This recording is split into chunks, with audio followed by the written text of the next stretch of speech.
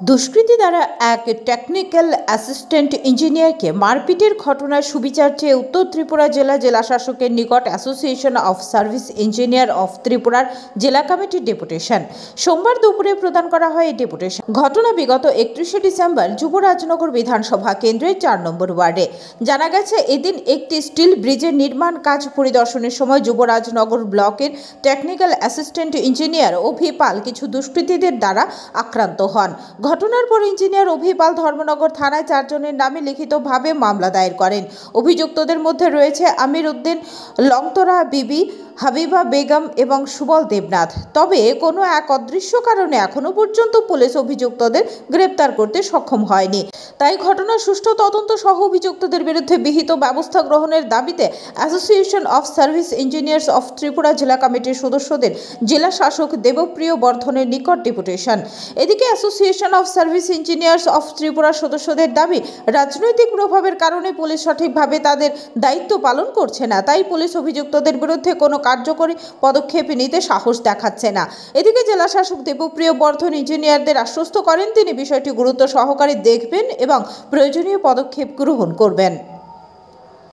আমরা এখানে সবাই আছে, তারা আগামী দিনে আমরা সবাই একসঙ্গে থাকা এটা আমরা প্রতিহত করুম এই আশা। যেহেতু নাম দিয়ে মামলা করেছেন, আজকে 7-8 দিন হয়ে গেছে, কিন্তু এই জায়গাতে পুলিশের ভূমিকাটা কিরকম আপনার কি মনে হচ্ছে? না, পুলিশ তো চেষ্টা করতেছে, প্রশাসনের থেকে সমগ্র চেষ্টা হইতেছে, কিন্তু আসামিরা মানে তাদের গতিবিধিটা এখনো ট্রেসে আইতেছে না।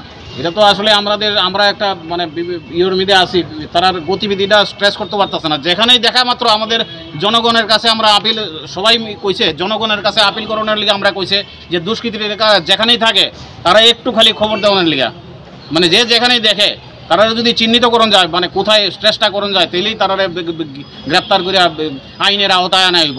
এই কথাগুলি কইছে ডিএম স্যারও কইছে তারা যদি কেউ মানে জনগণকে আমরা ইয়ে করণের মানে জনগণ ধরে পুলিশকে দেবে না, জনগণ পুলিশ দেখা মাত্র এখন তো তারা স্ট্রেস করা যাইতেছে না।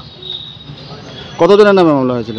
এটা 4 জনের মামলায় 4 জনের নামে মামলাটা হয়েছে। তো আশা করি তারা স্ট্রেস পাওয়ার মাত্রই ব্যবস্থা করবো। আক্রমণ হয়েছে, কারা কারা আক্রমণ করেছিল আপনি কি তোদেরকে ছিলেন? আমির উদ্দিন, লংতরা বিবি, হাবিবা বিবি আর সুবল দেবনাথ। 4 জন ছিলেন। মূলত কোন জায়গায় হয়েছিল এই ঘটনা? এটা যুবরাজনগর পঞ্চায়েতে 4 নম্বর ওয়ার্ড। ব্যুরো রিপোর্ট, হল্লা বল।